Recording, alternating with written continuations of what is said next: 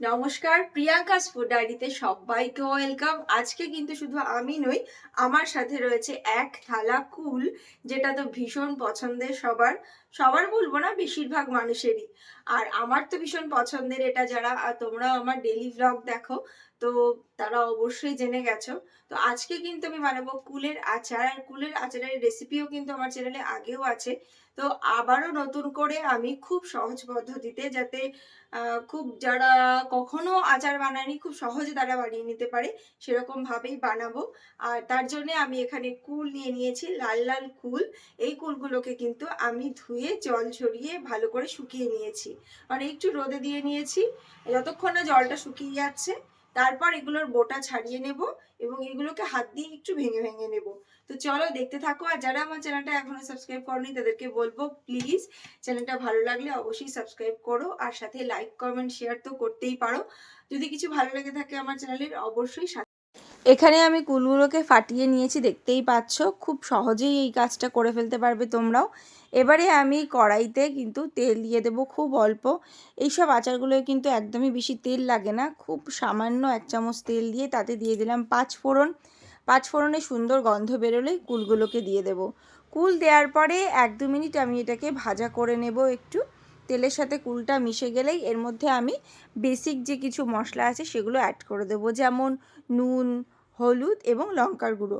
লঙ্কাটা তোমরা ঝাল অনুযায়ী দেবে, যে যতটা ঝাল খাবে। পরবর্তীতে একটা মশলা বানাবো, তাতেও কিন্তু লঙ্কা থাকবে, সেই বুঝেই কিন্তু ঝালটা দিতে হবে।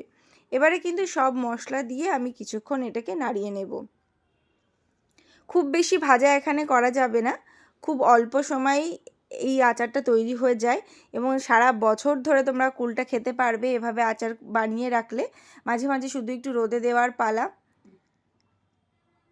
আচার খেতে কে কে ভালোবাসে অবশ্যই কিন্তু কমেন্ট করে জানিও। আর এই ভিডিওগুলোও কেমন লাগছে তোমরা সেটাও কিন্তু কমেন্ট করে জানাতে ভুলো না।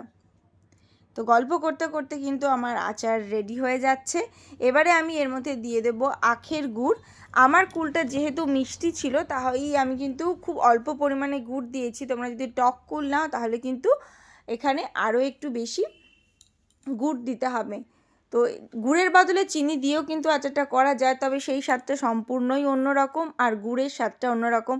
আচার মানে আমি গুড় ছাড়া কিছু ভাবতেই পারি না, তাই গুড় দিয়ে দিয়েছি এখানে, আখের গুড়। গুড় গলতে থাকুক, গুড়ের সাথে গুড়ের মাখামাখি হোক, ততক্ষণ আমি শেয়ার করি তোমাদের সাথে কিছু গল্প।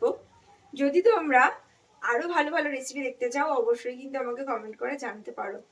এর পরবর্তীতে কিন্তু চলে আসছে আরও একটা লোভনীয় আচার, যেটা আমি এখনই বলছি না, কিন্তু সেই রেসিপিটাও কিন্তু খুব তাড়াতাড়ি তোমরা দেখতে পাবে। তার জন্য অবশ্যই কিন্তু সাথে থাকতে হবে, চ্যানেলটাকে সাবস্ক্রাইব করতে হবে। আর যারা ফেসবুক থেকে আমার এই ভিডিওটা দেখছো তারা কিন্তু অবশ্যই ফলো করতে ভুলো না। তো চলো এবার দেখে নিই আচারের। এবারে আচারের জন্য আমি এখানে নিয়েছি জিরে, ধনে, মৌরি আর 5 ফোড়ন আর শুকনো লঙ্কা। যেহেতু খুব অল্প পরিমাণে আচার, তাই খুব অল্প পরিমাণেই আমি মশলা এখানে বানিয়েছি। তো সেটা খুব ভালো করে কড়াইতে, শুকনো কড়াইতে নাড়াচাড়া করে সেটাকে গুঁড়ো করে নেব। মশলাটা কিন্তু পুড়ে যাবে না, এরকমভাবেই এটাকে হালকা গরম করে নিতে হবে। আর এদিকে কুলও কিন্তু গুড়ের সাথে খুব ভালো করে রেডি হয়ে গেছে। এবারে কিন্তু এটা অপেক্ষা করতে হবে যতক্ষণ না গুড়ের জলটা শুকিয়ে যাচ্ছে, গুড়ের কাঁচা গন্ধটা দূর হচ্ছে, আর এই আঠালো ভাবটা একটু কমে আসছে। তোমরা কালারটা দেখলেই বুঝতে পারবে, কিছুক্ষণ রান্না করার পর কিন্তু এরকম কালার চলে আসছে, দেখে বুঝতেই পারছো আচার কিন্তু প্রায় রেডি হয়ে গেছে। এবং এই অবস্থায় তোমরা একটু চেখে দেখে নিতে পারো যে নুন আর লাগবে কিনা, বা মিষ্টি আর একটু দিতে হবে কিনা। তো সব দেখে সুন্দর করে ব্যালেন্স করে নুন মিষ্টি তারপরে কিন্তু আচারটা রেডি করতে হবে। তো এবারে আমি গ্যাসটা নিভিয়ে দিয়ে, প্রায় ঠান্ডা হয়ে গেছে এটা, তার মধ্যে এবার গুঁড়ো মশলাটা অ্যাড করে দিলাম, দিয়ে খুব ভালো করে এটাকে আবারও মিশিয়ে নেব। এবারে একটা কাচের বয়াম পরিষ্কার করে ধুয়ে মুছে আগে থেকেই রেডি করে রেখেছি, তার মধ্যে এক এক করে ভরে নিচ্ছি। ব্যাস, এবারে আর কি, সামান্য একটু আচার নিতে হবে, তারপরে একটু বিট নুন ছড়িয়ে, ভাজা মশলা চাইলে ছড়াতেও পারো, নাও ছড়াতে পারো। তারপরে কিন্তু শুধুমাত্র খাওয়ার পালা। দুপুরবেলায়, শীতের দিন হোক বা যে কোনো সময়, এই আচার খেতে কিন্তু ভীষণ ভালো লাগে। তোমাদের কেমন লাগলো রেসিপিটা অবশ্যই জানিও, আর সাথে থেকো।